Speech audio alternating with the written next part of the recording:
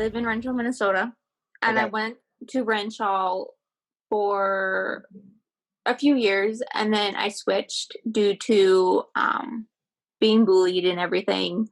So I went to Cloquet, which is 2 towns over, and then I finished high school there. Gotcha. Okay. So that sounds like it was a challenging experience, especially starting off in Renshaw and then finishing at Cloquet. So could you describe you? How about like give us a little bit of a snapshot of freshman, sophomore you before you transferred and maybe junior, senior you, so we can kind of get a sense of your past. Yeah, so when I was at Renshaw, I played volleyball, I did cheerleading. I guess I was like very outgoing. I knew everyone in my grade, the grade above.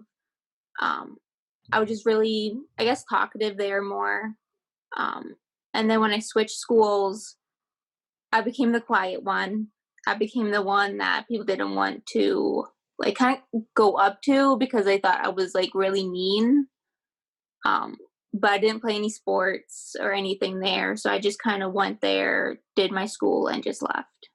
So I would think it's interesting because I was expecting your first school to be the one where you were kind of quiet and having, being more isolated, and the second school being like more out there. So why was that? What are you comfortable sharing what happened at the first school and then to the second school? And if you're not, I'm cool with that too. Yeah. So I guess the first one, like I've been there for a few years, and it's so small. I think the graduating class is normally like less than 20.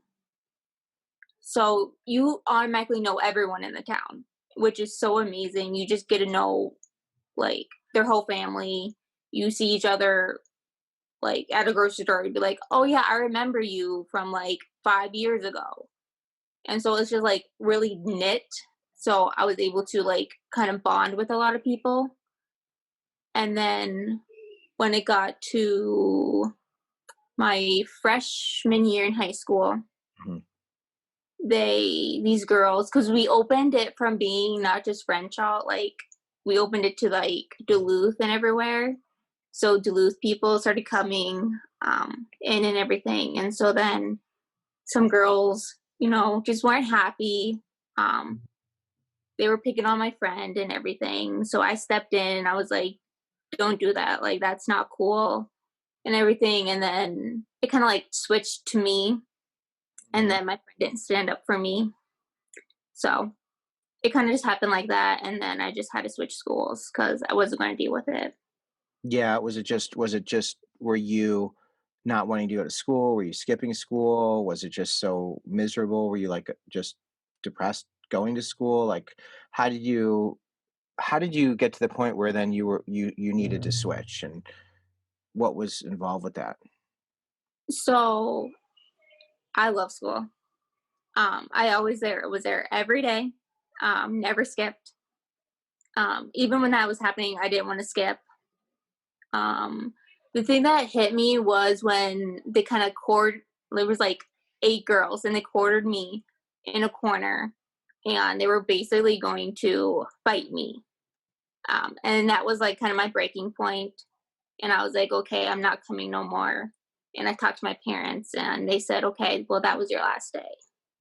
Hmm. So, And then you just left, and that was that's I mean, it's really hard. I can't imagine how painful that would be to have to move and leave your whole community. Um, did you ever, in terms of advocating, I don't want to spend too much time, but if somebody's being bullied and they're in that situation, because there's a lot of people who are bullied and don't know what to do, what advice would you have for somebody in that situation? I would just say to like stand up for yourself, talk to a grown up. Even if it's like you can't talk to anyone at school because people at my school kind of they couldn't pick sides. So just tell like your parents or something because they can really help you or a friend's parents. They help too, and it's just make sure you get heard.